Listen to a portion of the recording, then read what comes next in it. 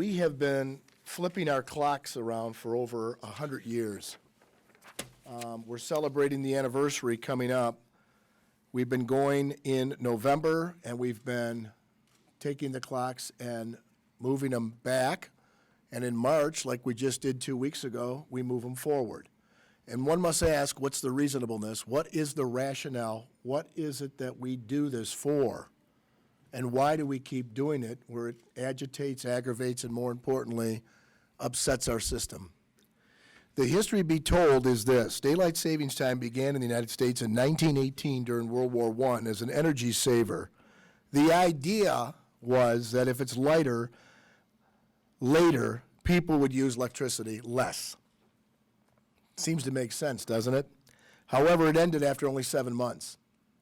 They found out that that was a fallacy. President Roosevelt then introduced this again in World War II to save energy. However, World War II observation varied greatly, and as a result, they stopped that.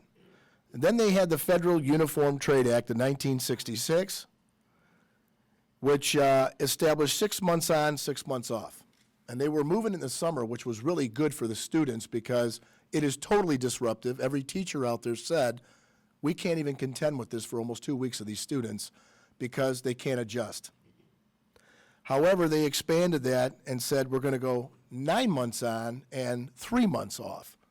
So if you look at what we're doing, we're moving our clocks in March like we just did, the first part of March. So it's all of March, April, May, June, July, August, September, October, and November.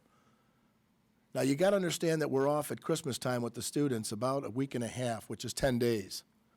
Plus, there's snow days in January and February, which means that they're not even going to school on those days.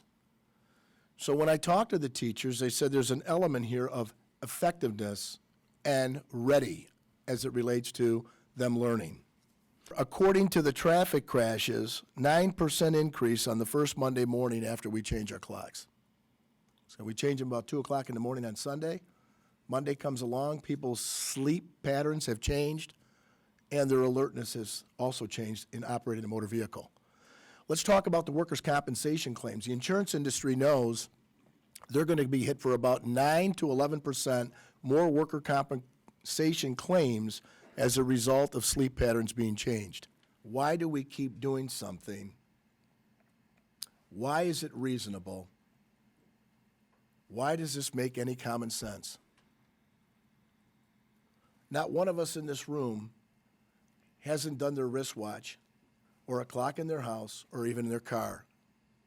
You see drivers at 60 miles an hour fiddling with their clocks on Monday morning to switch their time, or they're at a light and you see them too. It's a hazard. These accidents are real. Now, I suggest this. Last term, I introduced this same bill to go on what's called Eastern Standard Time. But after all of the weighing in by constituents and people from the state, they asked to keep it on daylight savings because they have it there 9.5 months out of the year. But I submit to you, it makes no rational basis to continue flipping a clock back once we sprang it forward.